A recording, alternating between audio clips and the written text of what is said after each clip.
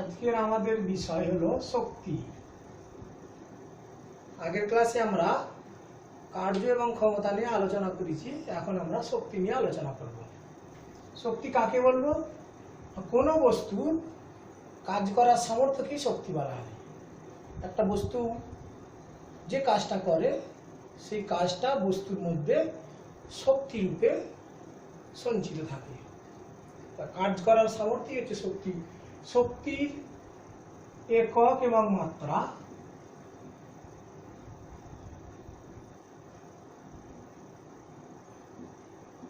কার্যের একক এবং মাত্রার সাথে সমান।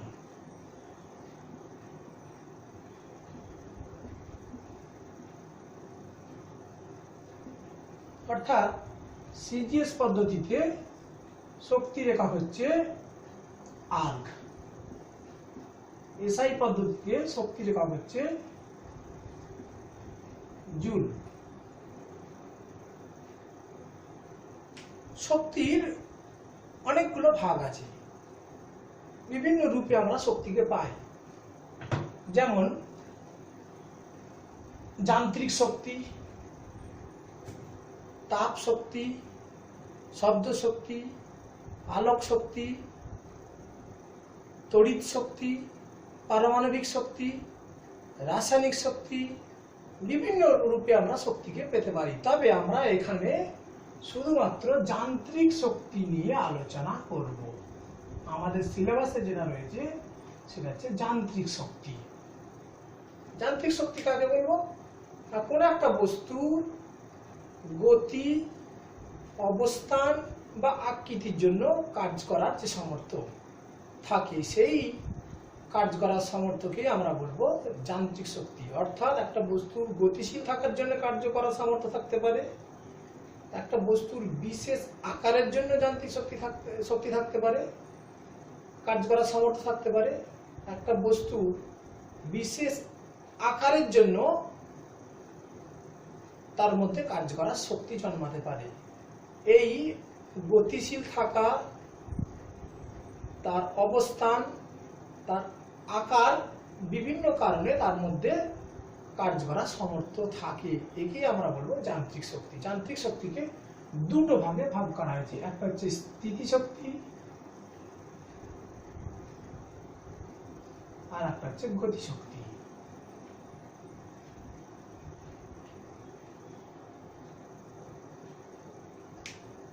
স্থিতিশক্তিকে আবার দুটো ভাগে ভাগ করা। আচ্ছা, স্থিতিশক্তি কাকে বলবো? না, কোন একটা বস্তুর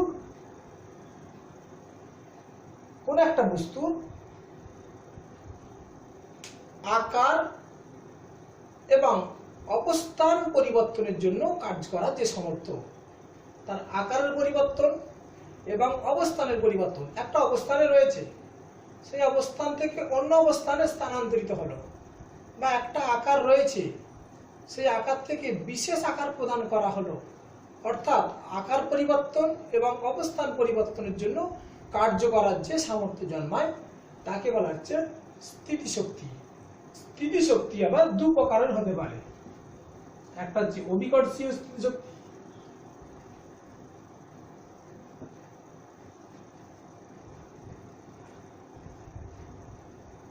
আমরা ফার্স্ট অভিকর্ষীয় স্থিতিশক্তি নিয়ে আলোচনা করি। দুটো ভাগ স্থিতিশক্তির, একটা হচ্ছে অভিকর্ষীয় শক্তি, একটা হচ্ছে স্থিতিস্থাপক স্থিতিশক্তি।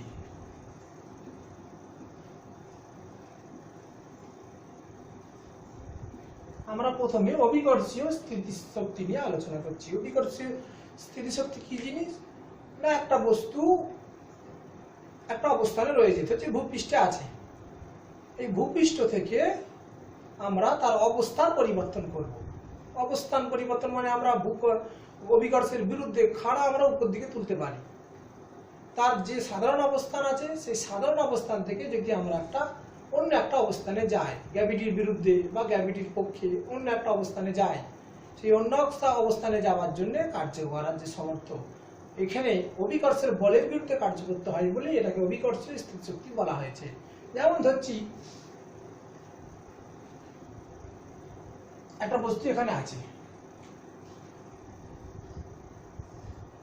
এই অবস্থানে আছে।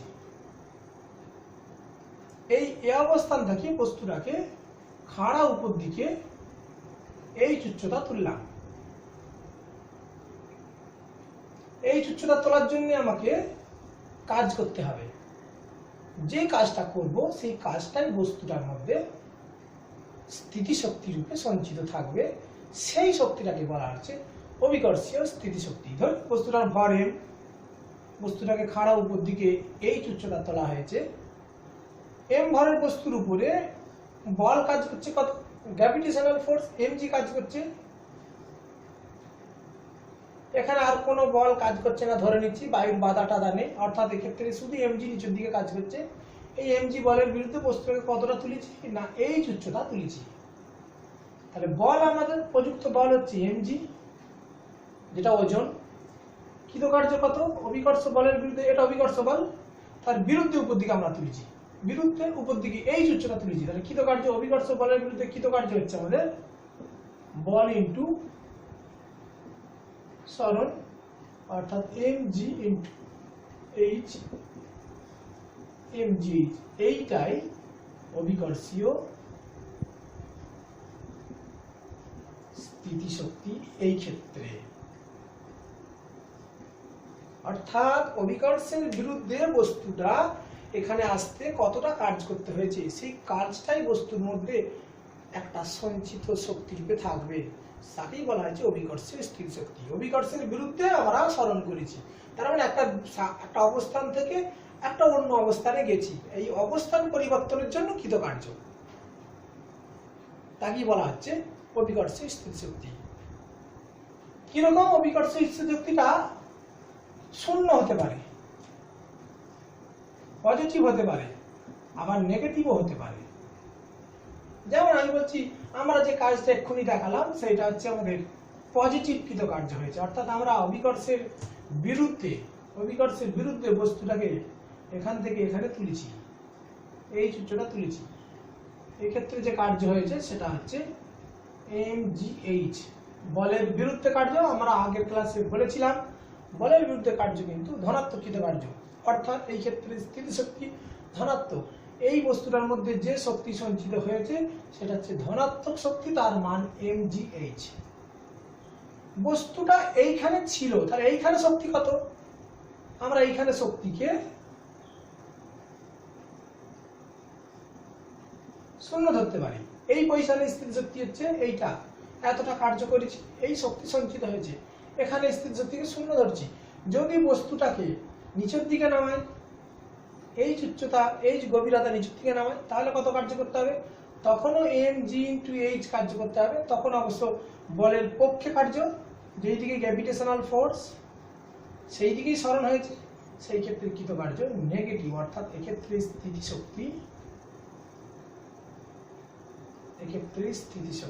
নেগেটিভ, এক্ষেত্রে স্থিতিশক্তি পজিটিভ, এক্ষেত্রে স্থিতিশক্তি শূন্য, অর্থাৎ স্থিতিশক্তি ধনাত্মক, ঋণাত্মক এবং জিরো হতে পারে। তবে জিরোর ব্যাপারটা একটু বলি, আমরা যে কোনো একটা লেভেলে স্থিতিশক্তিকে শূন্য ধরতে পারি।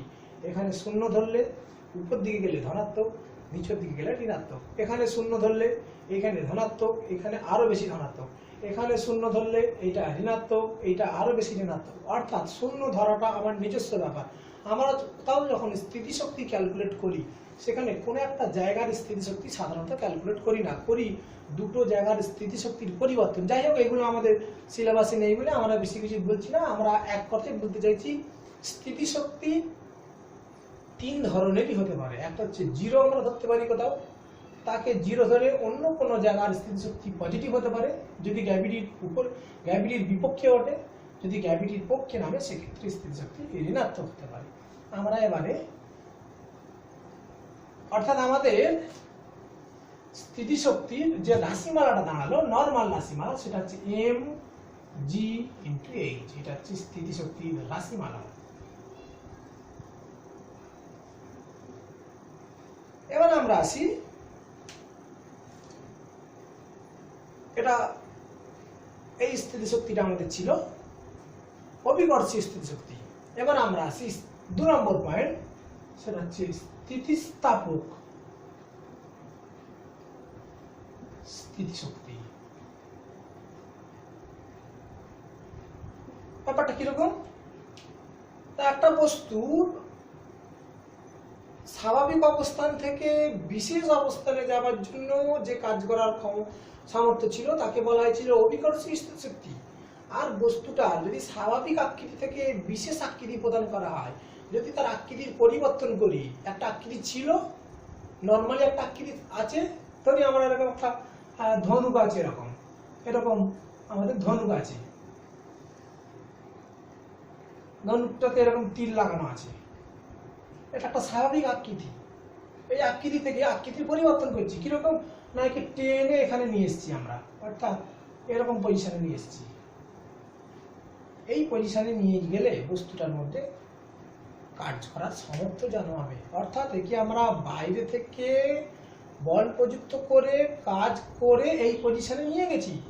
এই পজিশনে নিয়ে যাওয়ার জন্য এর মধ্যে আমরা যে কাজটা করেছি বাইরে থেকে, সেই কাজটা বস্তুর মধ্যে স্টোর হবে, সঞ্চিত হবে, তাকেই বলা হচ্ছে। অর্থাৎ আমরা যদি আকৃতির পরিবর্তন করি, একটা স্বাভাবিক আকৃতি থেকে আকৃতির পরিবর্তন করেছি, সেই পরিবর্তন করার জন্য এর মধ্যে যে শক্তি সঞ্চিত হয়েছে বা যে কার্য করার সামর্থ্য হয়েছে, সেইটাকে আমরা বলছি স্থিতিস্থাপক স্থিতিশক্তি। কার্য করার সামর্থ্য হয়েছে, কার্য করার সামর্থ্য মানে একে যদি আমরা কাজ করতে অ্যালাউ করি, যদি ছেড়ে দিই, এই তীরটা দৌড়তে থাকবে, অর্থাৎ এর গতিশক্তি ফিরে পাবে। তার মানে এর মধ্যে কার্য করার একটা সামর্থ্য আছে। এই কার্য করার সামর্থ্যটাই হচ্ছে স্থিতিস্থাপক স্থিতিশক্তি। আবারও বলছি, একটা বস্তু যদি তার আকৃতির পরিবর্তন করি, আকৃতির পরিবর্তন করার জন্য তার মধ্যে যে শক্তি সঞ্চিত হয় বা যে কাজ করার সামর্থ্য জন্মায়, সেটাকেই বলা হচ্ছে স্থিতিস্থাপক স্থিতিশক্তি। যেমন আমরা ঘড়িতে দম দেওয়া, ঘড়িতে এরকম স্প্রিং থাকে, এই স্প্রিংটাকে দম দিয়ে স্প্রিংটাকে আরো পেঁচিয়ে দেওয়া হয়, এরকম করে পেঁচিয়ে দেওয়া হয়, তারপরে ঘড়ি স্প্রিংটা আস্তে আস্তে আস্তে আস্তে খোলে। এই অবস্থান থেকে, এই আকৃতি থেকে আমরা অন্য আকৃতিতে নিয়ে গেছি। এই আকৃতি থেকে আকৃতির পরিবর্তন করে এই আকৃতিতে নিয়ে আসার জন্য এর মধ্যে একটা কার্য করার সামর্থ্য জন্মেছে, অর্থাৎ এর মধ্যে একটা শক্তি সঞ্চিত হয়েছে। এই এই স্থিতিশক্তিকে বলবো স্থিতিস্থাপক স্থিতিশক্তি। তাহলে একটা হলো অভিকর্ষী স্থিতিশক্তি, যেখানে তার স্থান পরিবর্তনের জন্য উলম্বভাবে উপর দিকে বা নিচের দিকে নামার জন্য, গ্র্যাভিটির বিরুদ্ধে বা পক্ষে ওঠা নামার জন্য তার মধ্যে কার্য করার সামর্থ্য। আর একটা হচ্ছে আকৃতির পরিবর্তন করার জন্য কার্য করার যে সামর্থ্য, তাকে আমরা বলছি স্থিতিস্থাপক স্থিতিশক্তি। আগেরটাকে বলেছিলাম অভিকর্ষী স্থিতিশক্তি। যাই হোক, এছাড়া আমরা যখন এরকম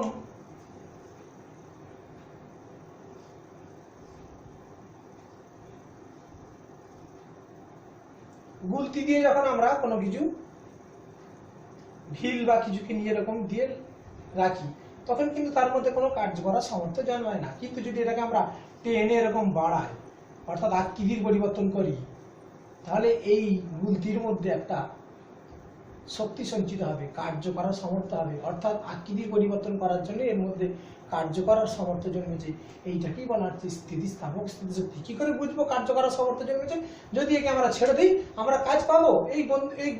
এখানে যে গুলিটা লাগানো ছিল, মাটির বা ইটের যে গুলিটা লাগানো ছিল বা কাঁচের গুলিটা লাগানো ছিল, সেটা একে যদি ছেড়ে দিই, অ্যালাউ করি আগের জায়গায় ফিরে যেতে, তাহলে আগের জায়গায় ফিরে যাবে, গুলিটা তার সাথে বিশাল হবে, গতিশীল হবে। অর্থাৎ এর মধ্যে কার্য করার সামর্থ্য ছিল, সেই কাজটাকেও ফিরিয়ে দিয়েছে। আমরা বাইরে থেকে কাজ করে শক্তিটাকে দিয়েছিলাম, সেই কাজটা আমাকে আবার ফিরিয়ে দিয়েছে, যদি একে আগের জায়গায় ফিরে আসতে অ্যালাউ করি।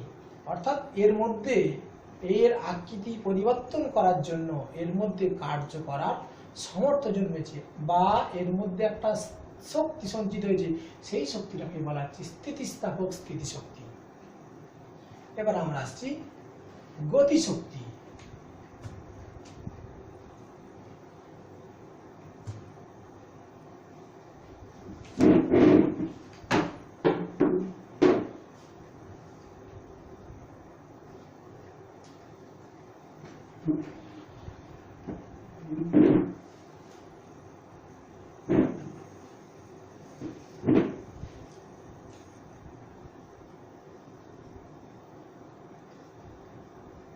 গতিশক্তি কাকে বলবো?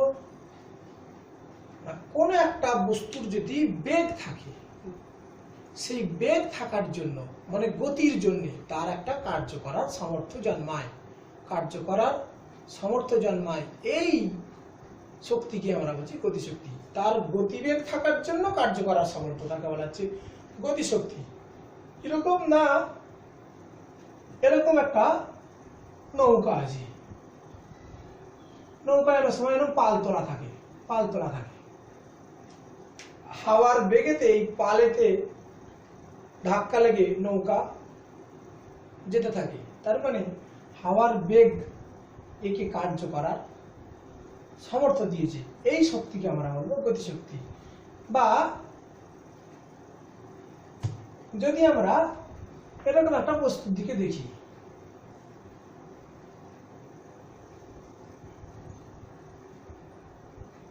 এই বস্তুটা এইদিকে গতিশীল আছে, ভি বেগে গতিশীল আছে,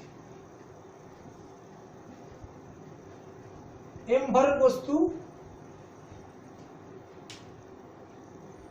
এইদিকে ভি বেগে গতিশীল। এই বস্তুটার উপরে বাইরে থেকে একটা বল প্রযুক্ত করছি, বাইরে থেকে বল প্রযুক্ত করছি। বাইরে থেকে বল প্রযুক্ত করলে বস্তুটা কি এইখানেই থেমে যাবে, না কিছুটা এসে থামবে? কিছুটা এসে থামবে। অর্থাৎ বস্তুটা বাইরে থেকে বলের বিরুদ্ধে এতটা সরণ হয়েছে, হচ্ছে এস পরিমাণ সরণ হয়েছে। অর্থাৎ বস্তুটার একটা কার্য করার, বস্তুটা কার্য করলো, বলের বিরুদ্ধে সরণ হয়েছে, কার্য করলো। তার মানে এর মধ্যে কার্য করার সামর্থ্য ছিল বলে কার্য করেছে। বল দিয়েছিস, সেই বলের বিরুদ্ধে এস পরিমাণ সরণ হয়েছে, অর্থাৎ কৃতকার্য হয়েছে। কেন কৃতকার্য হলো? একটা বস্তু যদি থেমে থাকতো, তাকে বল দিলে এইদিকে সে গতিশীল হতো না, সে এতটা স্মরণ করতে পারতো না। সে গতিশীল ছিল বলেই সেই গতিশীলতার জন্য এই বলের বিরুদ্ধে তাকে স্মরণ করতে পেরেছে, অর্থাৎ সে কার্য করেছে। মানে বাইরে থেকে বল প্রযুক্ত করে তাকে থামাতে হলেও, থামাতে গিয়ে এস পরিমাণ স্মরণ কিন্তু হয়ে গেছে। অর্থাৎ বস্তুটা নিজে থেকে এ বলের বিরুদ্ধে এস পরিমাণ স্মরণ করেছে, অর্থাৎ সে নিজে থেকে কার্য করেছে। এই কাজটা করলো কিভাবে? তার গতিবেগ থাকার জন্যই এই কার্য করার সামর্থ্য জন্মালো। একটা বস্তু তার গতিশীল থাকার জন্য, গতির জন্য, গতিবেগের জন্য কার্য করা যে সামর্থ্য জন্মেছে, সেটাকেই বলা হচ্ছে তার গতিশক্তি। তার মানে গতিশীলের জন্য, গতিশীলতার জন্য, গতিবেগের জন্য বস্তুর মধ্যে কার্য করার একটা সামর্থ্য জন্মায়, তাকে বলা হচ্ছে গতিশক্তি। আমরা গতিশক্তির ক্যালকুলেশন করব। গতিশক্তির সমীকরণ,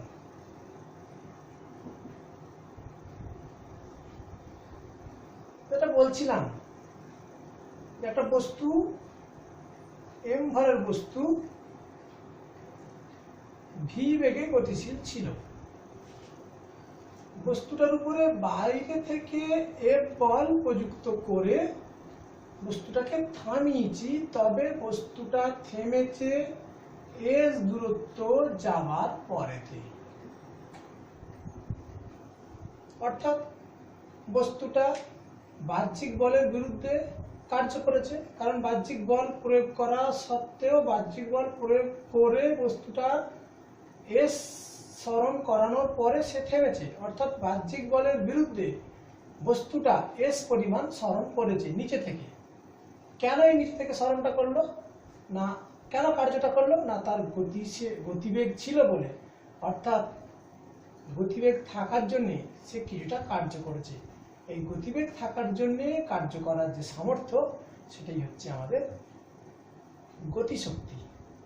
অর্থাৎ এখন আমরা এই কৃতকার্যটা বার করব, বলের বিরুদ্ধে কতটা কার্য করেছে বার করব, সেটাই হবে আমাদের কি গতিশক্তি। এখানে কৃতকার্য হচ্ছে বলের বিরুদ্ধে কৃতকার্য। আমি ডিটেলস লিখছি না, নোটসে ডিটেলসে লেখা আছে বল ইন্টু সরণ। আবার বল সমান ভর ইন্টু ত্বরণ। আমরা নরমালি লিখি নিউটনের দ্বিতীয় গতিসূত্র, এটাকে ভর ইন্টু মন্দনও লেখা যায়। মন্দন হলে এটাকে মন্দন বলবো, ত্বরণ হলে এখানে ত্বরণ বলবো। আমাদের এক্ষেত্রে বাইরে থেকে বলটা বেগের উল্টো দিকে অ্যাপ্লাই করেছি, অর্থাৎ বস্তুটার মন্দন হবে। মন্দন হতে হতে হতে হতে এস দূরত্ব গিয়ে এখানে থেমে যাবে। এস দূরত্ব যাওয়ার জন্য এফ বলের বিরুদ্ধে আমরা কৃতকার্য বার করব। ঠিক আছে, সেই কৃতকার্য হচ্ছে এফ ডট এস, এইটাকেই আমরা বলছি গতিশক্তি। কৃতকার্যটাকেই আমরা বলছি গতিশক্তি। এই যে কার্য করার সামর্থ্য বস্তুর মধ্যে ছিল সেইটা এখন আমরা বের করবো। সেই কার্য করার সামর্থ্য হচ্ছে বেগের জন্য, ওই জন্য এটাকে বলছি গতিশক্তি। গতিশক্তি হচ্ছে কৃতকার্য। এখন এই বলটাকে F is equal to m into মন্দনের জায়গায়, ত্বরণের জায়গায় আমরা এই সমীকরণটা বাদ দিয়ে মন্দন লিখছি, অর্থাৎ এম ইন্টু মন্দনকে এ দিয়ে লেখা হচ্ছে। তাহলে এখানে এফ এফ না লিখে আমরা এম এ এস লিখছি, এ কিন্তু মন্দন। আবার গতীয় সমীকরণ থেকে আমরা জানি অন্তিম বেগের স্কয়ার ইজ ইকুয়াল টু প্রাথমিক বেগের স্কয়ার মাইনাস 2 ইন্টু মন্দন ইন্টু সরণ। এই সমীকরণগুলো আমি একবার মনে করি দিই। V is equal to u plus at, v square is equal to u square plus 2as, s is equal to ut plus half of f a t square। এই সমীকরণটাকে আমরা মন্দনের জন্য লিখেছি v square is equal to u square minus 2as। এখানে মন্দন হচ্ছে, মন্দনের জন্য negative আসছে, এখানে a হচ্ছে মন্দন। এই সমীকরণে এইগুলো ত্বরণ ছিল। যাই হোক, আমাদের এই ছবিতে v কিন্তু 0, অন্তিম বেগ 0, এখানে গিয়ে থেমে যাচ্ছে, এটা 0। প্রাথমিক বেগ কিন্তু ইউ নাই, আমাদের সমীকরণগুলোতে ইউ লিখেছিলাম, এখানে প্রাথমিক বেগ কিন্তু ইউ নাই, প্রাথমিক বেগ হচ্ছে ভি, অর্থাৎ এটা ভি স্কয়ার।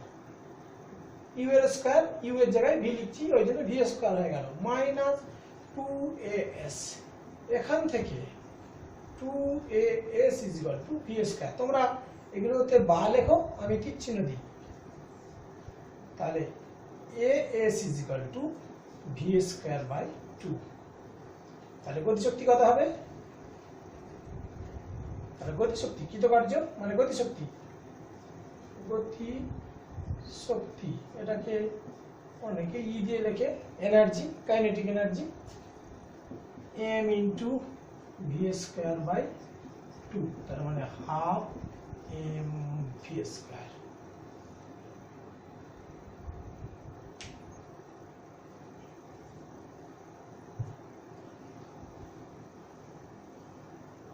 অর্থাৎ আমাদের গতিশক্তির formula E is equal to half m into v square। এই সমীকরণ থেকে আরো একটু জিনিস দেখানো যায়, সেটা হচ্ছে ভরবেগ ও গতিশক্তির সম্পর্ক কিরকম। আচ্ছা, ভরবেগ কাকে বলে? গতিশক্তি তো পেয়েছি, ভরবেগকে পি দিয়ে লিখে, নিউটনের বলবিদ্যার যে চ্যাপ্টার ছিল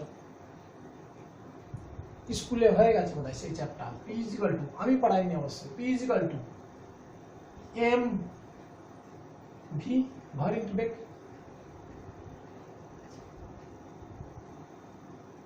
ই হচ্ছে হাফ অফ এম স্কয়ার, গুছিয়ে লিখছি, 2e is equal to mv square, 2me is equal to m square v square।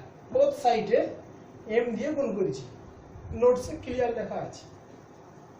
এইটাকে অবশ্য লিখছি p square, p is equal to root over of 2me। তাহলে ভরবেগের সাথে ভরবেগ এই যে গতিশক্তি তার একটা সম্পর্ক, অথবা এখান থেকে ই বার করা যায়, E is equal to E square by 2m। এটাও একই সম্পর্ক ভরবেগের সাথে গতিশক্তি, ভিন্ন ফর্মে। এবার আমরা একটু বড় অঙ্ক করব, থিওরি একটা, সেটা হচ্ছে অবাধে পতনশীল বস্তুর ক্ষেত্রে দেখাতে বলে যে দেখাও যে মোট যান্ত্রিক শক্তি ধ্রুবক থাকবে। আমি নোটসে অবশ্য করে দিয়েছি, হেডিং তাই করছি না। অবাধে পতনশীল বস্তুর ক্ষেত্রে মোট যান্ত্রিক শক্তি ধ্রুবক দেখাতে বলে। এখানে একটা চিত্র আঁকছি,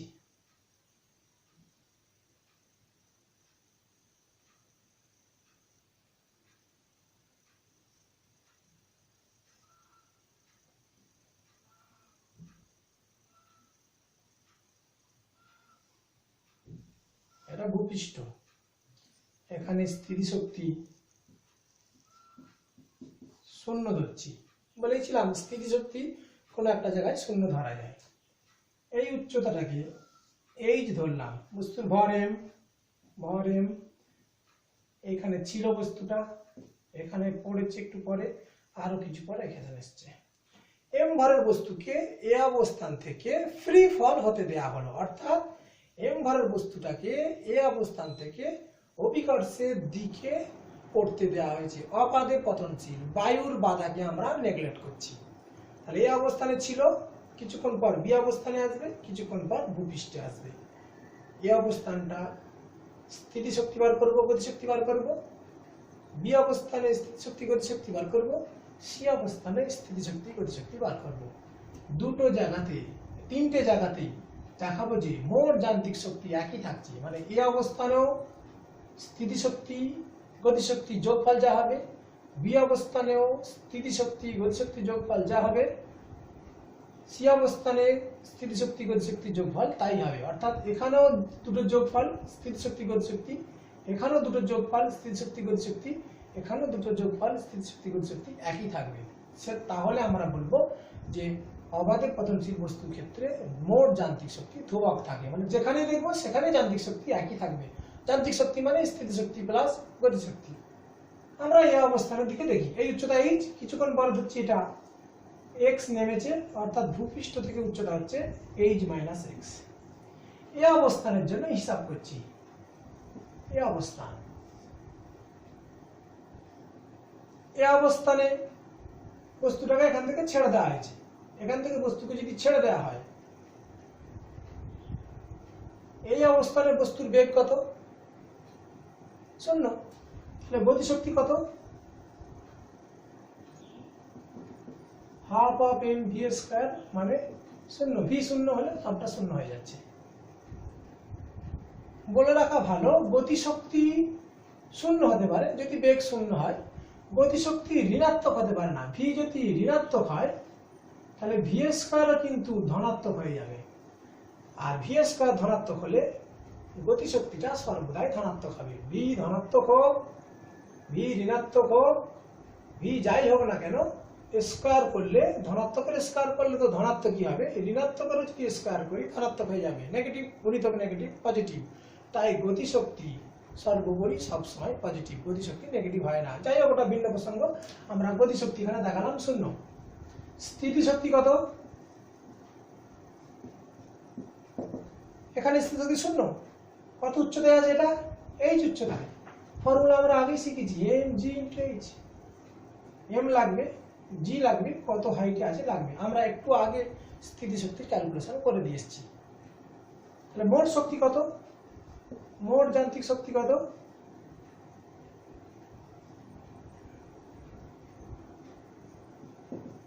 zero plus mgh is equal to mgh।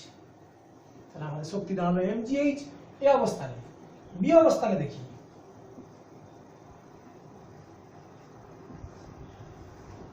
B অবস্থানে স্থিতি শক্তিটা আগে বার করে নিই।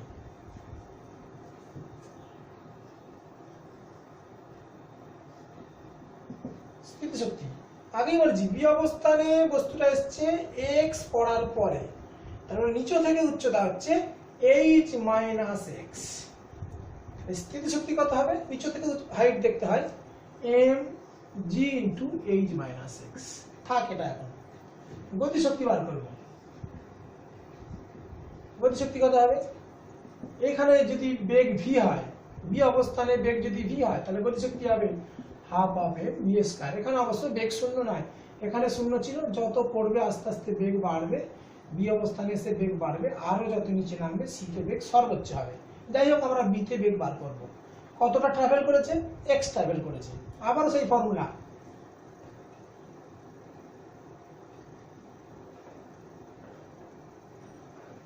তৃতীয় ফর্মুলাটা, v square is equal to u square plus 2gh। একটু আগে এই ফর্মুলাটা আমরা ইউজ করেছিলাম গতিশক্তি বার করতে গিয়ে, সেখানে মন্দন হচ্ছিল বলে আমরা এটাকে নেগেটিভ লিখেছিলাম। ঠিক আছে, তাহলে এক্ষেত্রে পজিটিভ মানে v square is equal to u square plus 2gh use করব। এখানে অন্তিম বেগটা হচ্ছে এখানে ভি, প্রাথমিক বেগ কত, বি অবস্থানে বেগকে আমরা ভি ধরেছি, বি অবস্থানে বেগ হচ্ছে ভি, অর্থাৎ এটা ভি স্কয়ারই থাক। প্রাথমিক বেগ কত, প্রাথমিক বেগ ছিল 0 প্লাস 2gh, প্রাথমিক বেগ ছিল 0, এখানে যখন বেগ হচ্ছে অর্থাৎ এইটুকু যাত্রাপথের এইখানের বেগটা হচ্ছে অন্তিম বেগ, সেটা হচ্ছে ভি, ফর্মুলা অনুযায়ী ভি স্কয়ার আসছে প্লাস 2gh এর জায়গায় আমরা লিখব x, কারণ নেমেছে কতটা, x পদ নেমেছে, অর্থাৎ V square is equal two 2gx। এই ভি স্কয়ারের জায়গায় যদি মানটা পোস্ট করা হয় half into m into 2gx, half কেটে গেল, এই 2 হাফ কেটে গেল, থাকছে mgx। স্থিতি শক্তি ছিল এইটা, গতি শক্তি হচ্ছে এটা, তাহলে মোট শক্তি কত,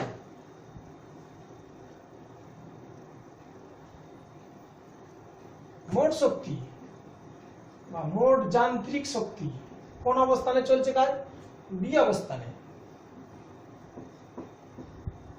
ইজ ইকুয়াল টু স্থিতি শক্তি প্লাস গতি শক্তি। স্থিতি শক্তি পেয়েছি mg h minus x plus mgx, bracket ভাঙছি, mgh minus mgx plus mgx, এটা কেটে কেটে থাকছে mgh। এই অবস্থানে গতিশক্তিও ছিল কিন্তু mgh, তাহলে এই অবস্থানে মোট শক্তি ছিল mgh, এখানেও বি অবস্থানেও মোট শক্তি হচ্ছে mgh। আবার একটা দেখাতে হবে, সেটা হচ্ছে সি অবস্থানে, সি অবস্থান,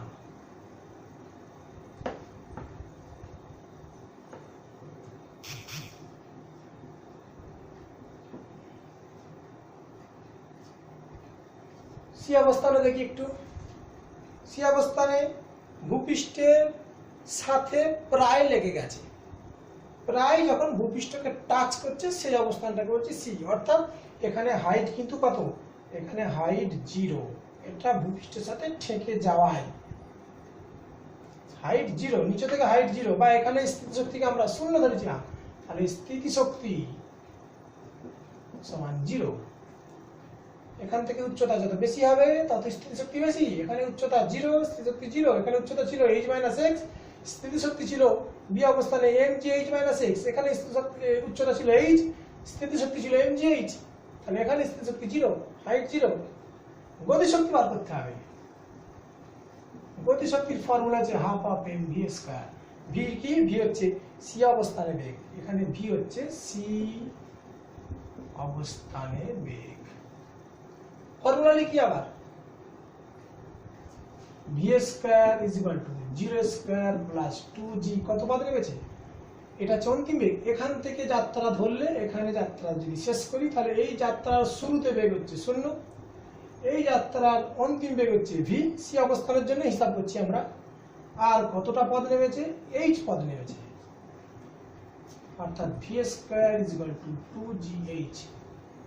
এই ভি স্কয়ার যদি এখানে বস করাই তাহলে গতিশক্তি কত হচ্ছে, এখানে একটু জায়গা করে লিখে নিচ্ছি আমরা, half of m into 2gh, 2 কেটে দিলাম, তাহলে mgh। সুতরাং মোট শক্তি কত, মোট সি অবস্থানে বার করছি যান্ত্রিক শক্তি, এটা হচ্ছে স্থিতি শক্তি প্লাস গতি শক্তি, স্থিতি শক্তি 0, গতি শক্তি হচ্ছে mgh মানে mgh। সুতরাং আমরা কমেন্টে লিখব এ অবস্থান, বি অবস্থান এবং সি অবস্থানে মোট যান্ত্রিক শক্তি ধ্রুবক থাকছে, অর্থাৎ অবাধে পতনশীল বস্তুর ক্ষেত্রে যান্ত্রিক শক্তি ধ্রুবক থাকে। আমাদের কার্য ক্ষমতা শক্তির অধ্যায় এখানে শেষ। এবার আমরা পরের দিনে হিট নিয়ে আলোচনা করব।